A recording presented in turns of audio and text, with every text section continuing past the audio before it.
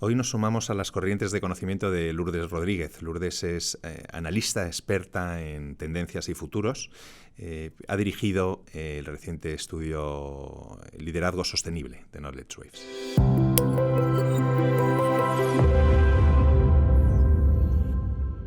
¿Qué tal, Lourdes? Muy bien. Bienvenida a Knowledge Waves. Muchas gracias.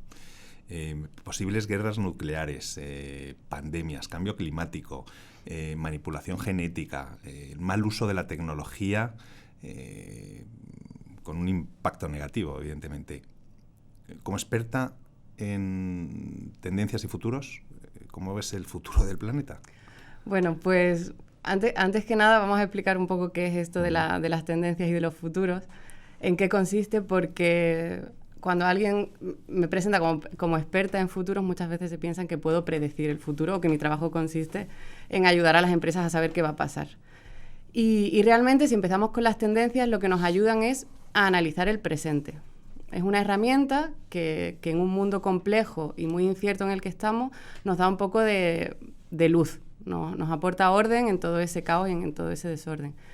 Hay una frase de William Gibson que lo resume muy bien, que es el futuro ya está aquí, solo que no está repartido de manera homogénea. Entonces, el trabajo de las tendencias es ver dónde se está produciendo ese futuro en el presente, ¿no? Quién está innovando, quiénes son los que están en la vanguardia y detectar esas señales de cambio. Eso por la parte de tendencias.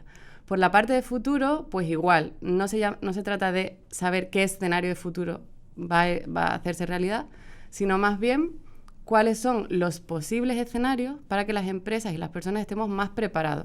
Como una herramienta que nos ayuda a entrenar el músculo para estar como más preparado para las posibilidades.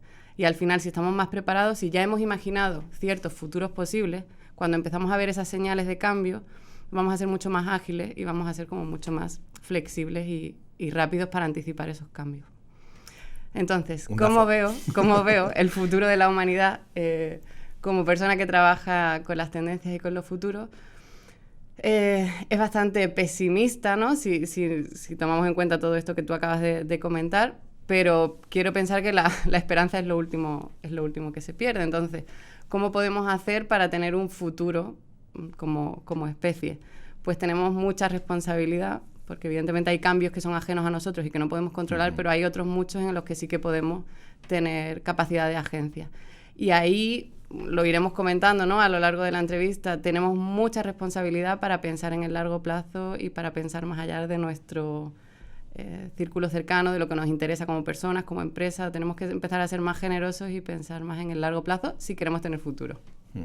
Leía recientemente una investigación del Instituto sobre el Futuro de la Humanidad de la Universidad de Oxford, que era, bueno, básicamente lo que decía, hablando de estos temas en los que profundizaba, es que cada vez somos más vulnerables, ¿no? De algún modo. Sí, eso de la vulnerabilidad es como con los avances tecnológicos tan exponenciales, ¿no? Y que cada vez las personas tienen también mucha... las personas y las empresas tienen mucha capacidad de decidir cómo utilizan la tecnología y con qué objetivo. Yo ahí veo dos posibles soluciones o estrategias. Primero es a nivel gubernamental y de políticas, claro. Es decir, cómo los gobiernos se preparan para esos posibles escenarios futuros y pueden estar, cuando vean esos cambios, estar más preparados. Y luego a nivel individual necesitamos educarnos y necesitamos ser ciudadanos más responsables, porque si hay mucho que va a estar en nuestra mano, ¿no? Como hablaba ese estudio, hablaba de tecnología do it yourself, ¿no? Hazlo tú mismo. Biotecnología, que eres capaz tú de a lo mejor modificar genéticamente un virus y lanzarlo, ¿no? O un hackeo informático y lanzarlo y tener un impacto. ¿Cómo es esa formación en las escuelas, en las familias, a nivel de sociedad, para ser ciudadanos más maduros, más responsables y también tener esa parte de independencia como ciudadanos para estar más tranquilos? No hace falta que el gobierno controle todo lo que va a pasar en el futuro como si fuéramos niños pequeños, sino que también esa capacidad de agencia de los ciudadanos para decidir y ser responsables. Claro. Y también quizá promover un humanismo tecnológico, ¿no? Por supuesto, y de hecho es una tendencia bastante creciente. todo el tema ético, todo el tema de incorporar la filosofía en todo lo que hacemos, el reflexionar, el tomar el tiempo en este mundo acelerado va a ser fundamental. Entonces pasa también por esa formación. Las grandes tecnológicas lo han hecho en los últimos años, ¿no? Google, Amazon, tal, están incorporando a filósofos. Están incorporándolos, pero también ha habido muchas críticas, porque también han despedido, ¿no? En Google hubo un caso bastante conocido de una persona que se dedicaba a temas de ética y tecnología. No les gustó lo que estaba diciendo, claro, que la cuestionara y la echaron. Entonces, bueno, las tecnológicas fueron las primeras, pero no lo están haciendo del todo bien. Uh-huh. Y comentabas al principio lo que significa abordar las tendencias y los futuros. Realmente es la base de la inteligencia, ¿no? Al final, de las empresas. Cada vez más empresas tienen, sobre todo las grandes corporaciones con intereses multinacionales, tienen departamentos de inteligencia en el que hacen un análisis de amenazas y de oportunidades, ¿no? Sí, tradicionalmente el departamento de inteligencia o inteligencia competitiva lo que hacía es mirar a la competencia directa o cercana o a los potenciales empresas que pueden impactar de alguna manera en el negocio. El análisis de tendencia intenta ser un poquito más holístico y más generalista, no solo yéndonos a nuestro sector en concreto, como haría un equipo de inteligencia competitiva tradicional, sino ver qué está pasando en el mundo en general, pues a nivel económico, geopolítico, tecnológico, medioambiental, y también ver qué está pasando en, ¿cómo se dice?, en la periferia, qué está pasando en esos nichos que normalmente no miramos y que pueden tener mucho impacto en la empresa. Entonces, como que es una visión un pelín más amplia. Uh-huh. Y la búsqueda de esta visión más amplia tiene impacto en tu estilo de vida. Por supuesto. Y hay muchas veces que parece como que no estás especializada en nada porque tienes que saber un poco de todo. Pero el tener esa capacidad de más o menos conocer qué está pasando en diferentes sectores y en el mundo en general, te ayuda a conectar puntos, ¿no? Y a encontrar patrones más fácilmente que si estás hiperespecializado en un sector. Y al final mi estilo de vida pues se ha basado o se está basando o intento que se base en conocer muchos tipos de personas, en conocer muchas maneras de ver el mundo, porque los seres humanos nos gusta estar cómodos con personas que piensan como nosotros. Me gusta que reten mi manera de ver el mundo y para eso pues creo que es fundamental viajar y estar en contacto con otras culturas que te hagan también sentir un poco incómoda y que te hagan ser humilde y seguir aprendiendo. O sea, eres una nómada del conocimiento, pero literal. Sí, una nómada digital, soy una nómada del conocimiento y sí, estoy también orgullosa de seguir este estilo de vida. Algo que te habrá dificultado mucho la pandemia, ¿no? Pero que ahora parece que vuelve otra vez. Recientemente me comentaste que has estado en Israel, ¿no? Sí. Que es un sitio al que acudes con recurrencia. Israel es un país muy curioso, ¿no? Porque es un país relativamente aislado, pero que, por alguna cuestión, probablemente también por esta investigación militar permanente, donde surgen siempre muchas innovaciones, pero es de los países con más empresa tecnológica, con más desarrollo de startups, con mayor innovación. ¿Qué ocurre? ¿Qué ocurre en Israel? ¿Por qué se da esas circunstancias? Es un contexto muy complejo el de Israel. ¿Sí? Y bueno, al final yo no soy de allí y es verdad que es mi visión desde fuera. Pero, como tú has dicho, tiene mucha importancia el componente de que están investigando continuamente cómo defenderse mejor. Es un país que está rodeado por otros países que, bueno, no están del todo cómodos con su existencia, entonces gran parte de su innovación y de su I+D+I es pensar cómo se pueden defender mejor. Toda esa innovación tecnológica, todas esas startups, todas esas nuevas tecnologías que están saliendo, luego se pueden replicar y aplicar a otros sectores e industrias.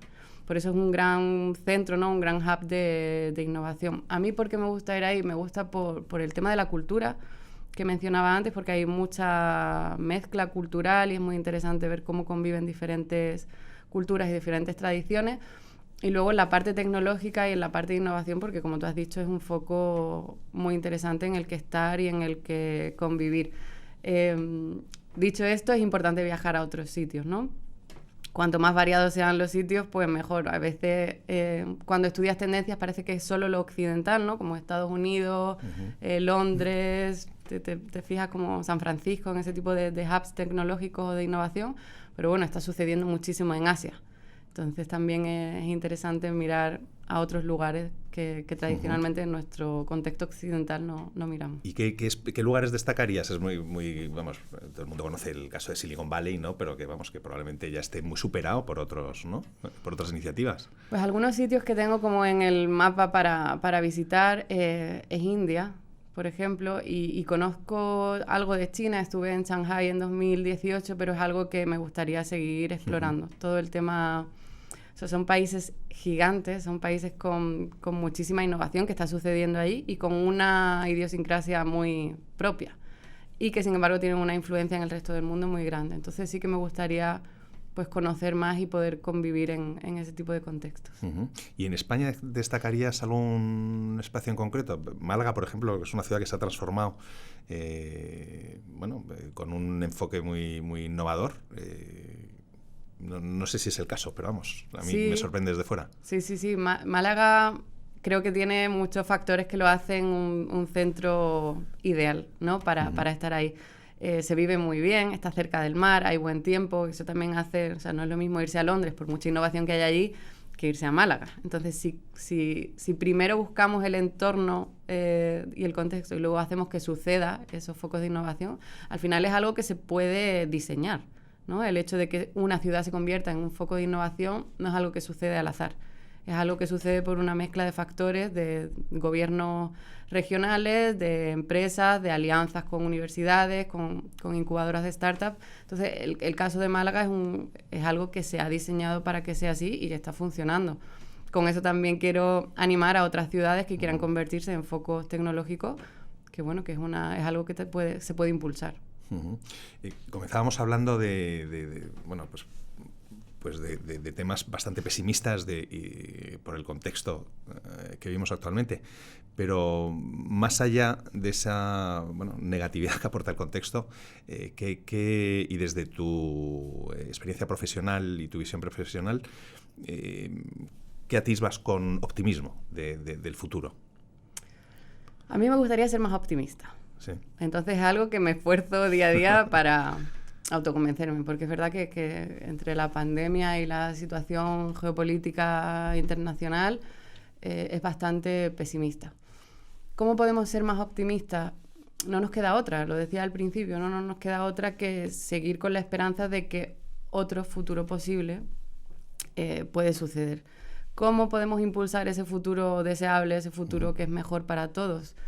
Pues ahí tenemos que tener confianza en que nuestra capacidad de agencia puede tener un efecto en la construcción o en el diseño de ese futuro, y luego otra vez pasa por hacer ese autoconocimiento y esa autocrítica de que como individuos, como comunidades, como sociedad, tenemos que dejar de ser egoístas y tenemos que empezar a pensar en el largo plazo, que es muy fácil decirlo, pero va en contra de la naturaleza humana. Y aquí como psicóloga, ¿no? Que entiendo cómo funciona nuestra cabeza, el ser humano siempre va a mirar por lo que le viene bien en el corto plazo, para la supervivencia, para su familia, pero es contra natura pensar en el largo plazo. Entonces hay que hacer un esfuerzo consciente y recurrente en pensar más allá de nosotros y pensar más allá de nuestro marco temporal.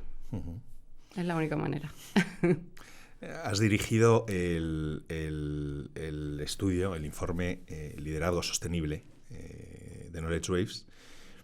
Detectas, en el que haces un análisis desde distintas ópticas, ¿no? Tal y como comentabas que sueles abordar este tipo de análisis.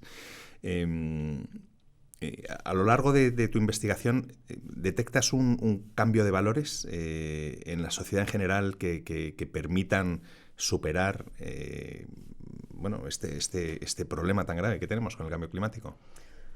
Hay un cambio y estamos sin duda en un momento de transición.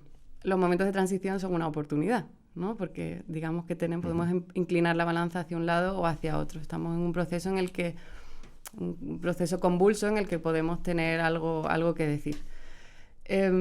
¿Cuáles son los factores que podemos identificar en ese cambio de valores? La gente joven está impulsando muy fuerte esa conciencia sobre la sostenibilidad y sobre la responsabilidad global, pero también por otro lado hay mucha polarización. Entonces creo que, bueno, que como digo, hay una balanza. Estamos en un momento de transición y no te podría afirmar que vamos hacia algo mejor, sino que estamos en un momento muy crítico en el que podemos ir a algo peor o algo mejor. Tenemos cosas muy buenas que están pasando. Las empresas están mucho más conscientes de la crisis climática y están tomando acciones. Los gobiernos también, la sociedad también. O sea, hay algo muy positivo. Pero por otro lado, a nivel humano, a nivel relacional, con nuestros vecinos, con nuestra familia, con otros países, estamos también cada vez más separados y más aislados. Entonces, bueno, que seamos conscientes de esas dos realidades. Me gusta una frase que destacas, que es de un experto, que es que estamos en los albores de una nueva civilización. Ya sea para bien o ya sea para mal, claro. Para mal, exactamente. Entonces, bueno, quiero pensar que está en nuestra mano ser responsables para construir esa nueva civilización de una manera que sea buena para todos. Y desde el punto de vista empresarial, ¿cómo en un momento como este, cómo debe ser la guía de transformación de las empresas? Pues es una gran pregunta y es bastante compleja, no tiene una sola respuesta. Yo creo que si tengo que decantarme por algo, diría que es la formación y la transformación cultural de las empresas. Si hay una guía para cambiar hacia un futuro más sostenible, un futuro mejor, debe pasar porque ese conocimiento sobre qué significa ser sostenible, ¿no? O esa conciencia crítica sobre qué estamos haciendo en nuestra empresa, no solo esté en determinados silos o no solo esté en determinadas áreas de una empresa, sino que permee a toda la compañía e incluso cadena de valor, proveedores, clientes. Entonces hay que hacer una labor fuerte, pues, de comunicación y de formación para poder impulsar ese cambio. Que esto permea desde el liderazgo, ¿no? Desde un nuevo liderazgo sostenible, ¿no? Como titulas en el informe. ¿Cómo es este nuevo liderazgo? El nuevo liderazgo es, si tengo que hablar del liderazgo en general, antes de hablar del liderazgo sostenible, hay una tendencia muy fuerte que es hacia el autoconocimiento. Y al final conecta con la sostenibilidad, ¿no? Pero como personas, como líderes, tenemos que hacer primero ese repaso de cómo somos, cuáles son nuestros sesgos inconscientes y cuál es nuestra manera de liderar. Una vez que tenemos ese conocimiento es como mucho más fácil liderar, ¿no? Y hacer de ejemplo para el resto. En cuanto al liderazgo sostenible en concreto, hay como características o capacidades que estos líderes tienen. Por supuesto, tienen la capacidad de comunicación, ¿no? Eso es lo que más se conoce de estos líderes. Tienen que ser capaces de comunicar, tienen que ser capaces de motivar a toda la compañía para ir hacia ese futuro deseado. Pero también tienen una capacidad de análisis y de síntesis muy grande. Está muy relacionado con el analista de tendencias, ¿no? Tiene que tener esa visión global, tiene que saber qué pasa a nivel de la compañía, pero también en el contexto nacional y en el contexto global, para poder trasladar toda esa información y comunicarla, ¿no? Y tomar decisiones estratégicas en consecuencia. Entonces es un perfil bastante complejo y es un perfil muy interesante, que en un futuro lo que se espera es que no sea solo una persona o un equipo, sino que consigamos ese liderazgo sostenible en toda la compañía. Porque realmente es una nueva manera de gestión en la que no hay verticalidad, hay una cierta horizontalidad, ¿no? Y cada trabajador está bastante empoderado, ¿no? en el desarrollo de sus aptitudes. Eso es. Es verdad que se ha hablado mucho de la horizontalidad de las empresas y es una realidad cada vez más. Evidentemente hay ciertas personas y ciertos grupos que tienen que tomar decisiones. También ha habido experimentos de empresas, startups, que han intentado ser totalmente horizontales y al final es un caos, porque ¿cómo avanzamos, ¿no? ¿Quién toma las decisiones? Y cuando somos muchos en una empresa, somos miles de personas, tiene que haber ciertas personas que tomen la responsabilidad.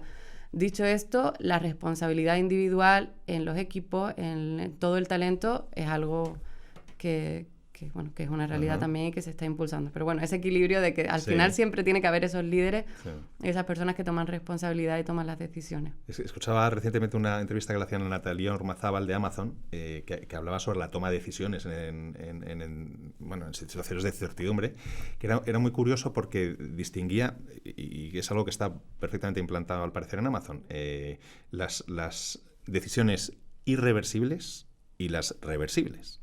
Entonces, las irreversibles se elevan a una categoría superior en la que hay un grupo de directivos que participan en la toma de esas decisiones.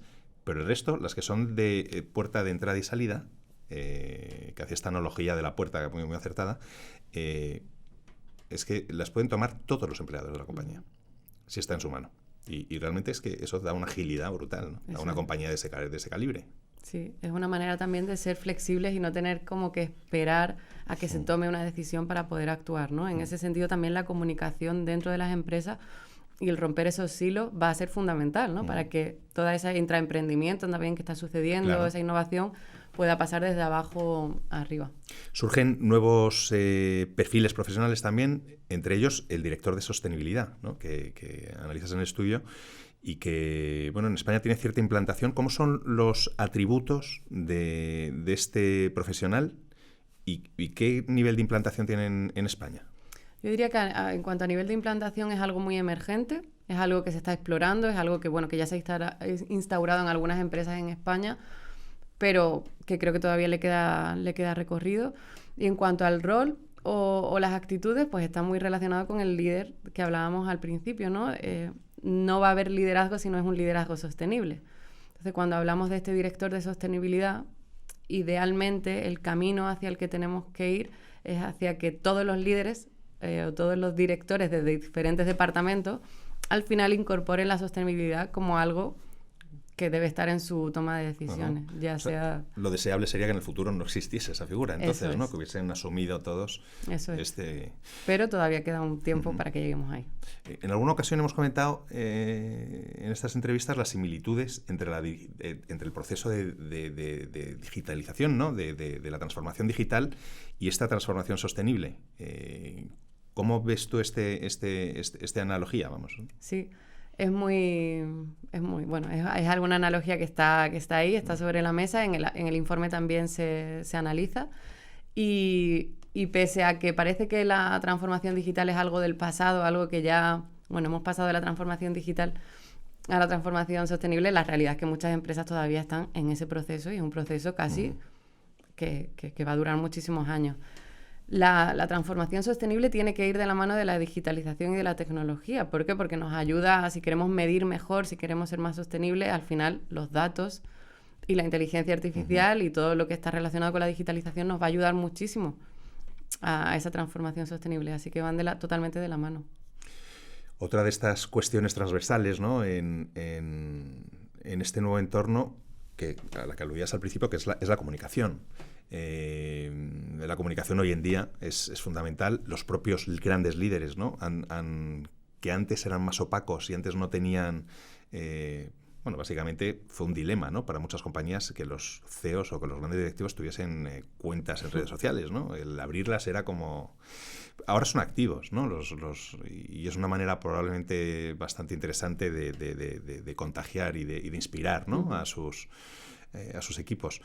Pero en este afán de comunicar surgen muchas veces, o en esta necesidad, ¿no? de comunicar, surgen muchas veces esto que se ha venido a llamar el greenwashing, ¿no? Algo que también analizas en el informe. ¿Hay mucho greenwashing? ¿En España? ¿En el mundo? En España y en el mundo. ¿Cómo lo ves? Pues hay mucho greenwashing, sí. Claramente. Hay mucho lavado de cara verde. Sí. Muchas veces quiero pensar que no es a conciencia. Quiero pensar que es por falta de conocimiento o falta de conocimiento. Se está comunicando todo lo que se hace en materia de sostenibilidad, pues por una imagen de marca y porque al final si las otras empresas lo están haciendo, yo también lo tengo que hacer. Entonces se comunica quizás a veces en exceso. Y como el cliente o los consumidores somos cada vez más críticos, a veces se ve eso como, bueno, ok, estáis haciendo todos estos pasos, pero todos estos otros no los estáis haciendo. Entonces puede ser un arma de doble filo el comunicar tanto. ¿Cómo podemos abordar este greenwashing? Yo creo que algunas empresas que lo están haciendo muy bien están haciendo una labor de comunicación interna muy fuerte.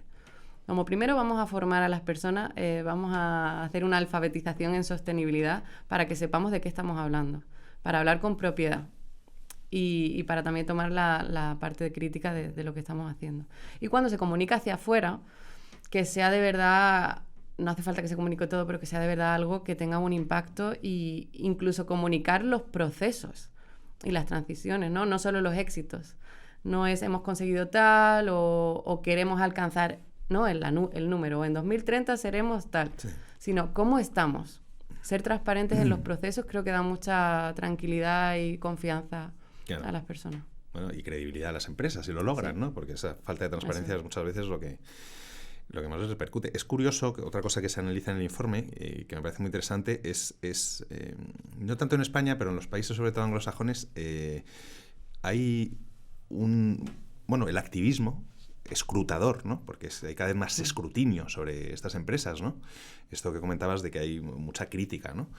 Pero es que hasta el propio periodismo se ha transformado, ¿no? El periodismo en los últimos años ha adoptado ha visto que a la sociedad le preocupa la sostenibilidad del planeta, que es algo natural, y ellos mismos han sido conscientes de que era fundamental, de que es una de las claves, ¿no? de supervivencia, ¿no? de la especie.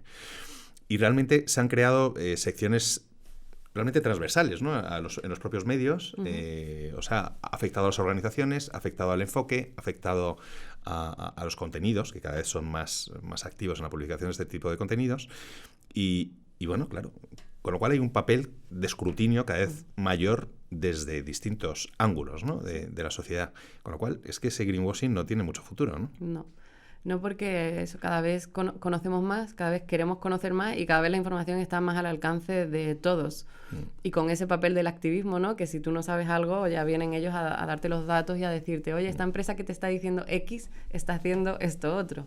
Entonces no tiene mucho sentido, como dices. Otro de los temas que tratas, que es muy interesante, y del que ya nos habló Virginia Ocio, la directora de Economía Circular de Endesa, es el tema del ecodiseño, que se convierte en una herramienta fundamental, ¿no? En los nuevos procesos. Sí. Cuando hablamos de ecodiseño, hablamos de pensar en cualquier cosa que pueda ser diseñada desde un punto de vista de la sostenibilidad. Sobre todo productos, ¿no? Pero bueno, también servicios, ¿no? Cómo desarrollamos nuestra cartera de productos y servicios desde una mirada, ¿no? Desde antes de empezar a pensar cuáles son esas soluciones, desde una mirada sostenible. Y eso está cambiando, es un proceso lento, porque al final lo fácil es, irse al material, pero no solo es el cambiar el material para que pueda ser reciclable, a lo mejor para que pueda ser incluso regenerativo, ¿no? Cómo conseguimos esos nuevos materiales o esos materiales que vuelven a la naturaleza y ayudan a regenerar incluso el ecosistema, ¿no? A pasar de esa extracción, de esa mentalidad extractiva a una mentalidad más regenerativa. Y estamos en el proceso. Es algo bastante emergente, pero bueno, me gusta que cada vez más haya esa conciencia de diseñar desde la sostenibilidad. Al final es que, claro, el cambio de enfoque puede llegar a tener un impacto importante en el propio modelo de negocio. A lo largo del estudio, ¿hay alguna empresa, por ejemplo, que te haya llamado la atención por cómo ha buscado a ultranza el proyecto sostenible, el propósito sostenible y lo ha puesto por delante de su propio modelo de negocio? Ejemplos de empresas como que estén liderando y que lleven mucho tiempo liderando de manera sostenible. La primera es Patagonia, porque ha unido muchísimo todas sus decisiones estratégicas y todos sus productos y servicios a tener un impacto positivo en la sostenibilidad, ¿no? Está como totalmente ligado lo que hacen con el cuidado del medio ambiente. Y luego me gustó mucho el caso de Nike, porque además de tener el director o directora de sostenibilidad y diferentes equipos que se enfocan solo en la sostenibilidad permea a diferentes áreas, ¿no? Como comentábamos al principio, y en concreto el diseño, y relacionándolo con el ecodiseño, el director de diseño tiene muy presente la sostenibilidad. Entonces no es solo diseñar por innovar, ¿no? O por utilizar la impresión 3D, porque esa es la manera más innovadora ahora de crear suelas de zapatillas, ¿no? De deporte, sino, cómo utilizando la impresión 3D podemos conseguir ser más sostenibles a nivel de producto, a nivel de luego cerrar ese ciclo circular de reciclaje y de reutilización. Entonces, esos dos casos son los que destacaría. Es muy interesante. La diferencia es que el proyecto de Patagonia, cuando nace, que creo que fue por los años 80, ¿no? 70, surge con el propósito ya definido. O sea, ellos, desde luego, el CEO fue un visionario, ¿no? El fundador fue un visionario. El mérito está en las marcas que ahora se adaptan a este propósito realmente con impacto en su modelo, ¿no? Tradicional. Sí. Que es mucho más complejo, ¿no? Es mucho más complejo y requiere mucho esfuerzo, como hemos dicho, como todo en esta vida, requiere mucho esfuerzo, mucha constancia y esa visión tan fuerte, como decías, del líder del CEO de Patagonia, que luego se ha trasladado a toda su compañía y a todo lo que hacen. Pues igual en las empresas ahora que intentan ser sostenibles, tiene que haber una visión muy fuerte desde el liderazgo y motivadora para que conseguir que toda la empresa y toda la cultura se transforme hacia esa dirección. Claro. Desde luego, el ejemplo de Patagonia, por lo que me parece fascinante también, es que se ha convertido en una marca, por los valores que tiene desde el principio, además, en una marca con un poder impresionante. Y aparte que es que la transparencia, ¿no? La transparencia, la claridad en el propósito, la transparencia y la coherencia, al final, lo que lo convierte es en una marca que tiene un impacto mucho más profundo en sus usuarios, ¿no? Y es una labor de años y por eso a veces parece la coherencia desmotivador. Es que se va constatando a lo largo de las décadas, ¿no? Eso es. Y a veces puede parecer desmotivador para las otras empresas, como wow, si yo quiero parecerme a Patagonia tengo que estar todavía todos esos años para conseguir la confianza. Bueno, como hemos dicho, el largo plazo es importante y tienes que ser coherente y tienes que ganarte la confianza. Entonces, bueno. Vamos, desde luego el efectismo está reñido, ¿no? Con este tipo de iniciativas. Y por último, para finalizar, bueno, termina el informe con un what's next, ¿no? Hacia dónde, qué sea lo siguiente, hacia dónde vamos. ¿Qué es lo siguiente, no? What's next? Pues evidentemente no hay una bola de cristal, no podemos ver el futuro, pero sí hay señales de cambio en el presente que son indicadores de hacia dónde vamos, ¿no? Hacia dónde podemos ir. Y hay dos claves bastante interesantes. Una es el activismo de los jóvenes que tú has mencionado antes. Las nuevas generaciones, la generación Z, la que viene después, la generación Alfa, son generaciones que están como muy conscientes de esta crisis climática y están tomando un papel muy activo, ya sea a nivel de influir en nuevas redes sociales, ¿no? O con todas sus herramientas que tienen, o bien a nivel de incluso influir en gobierno o influir, estar en foros que tradicionalmente no estarían esas personas jóvenes.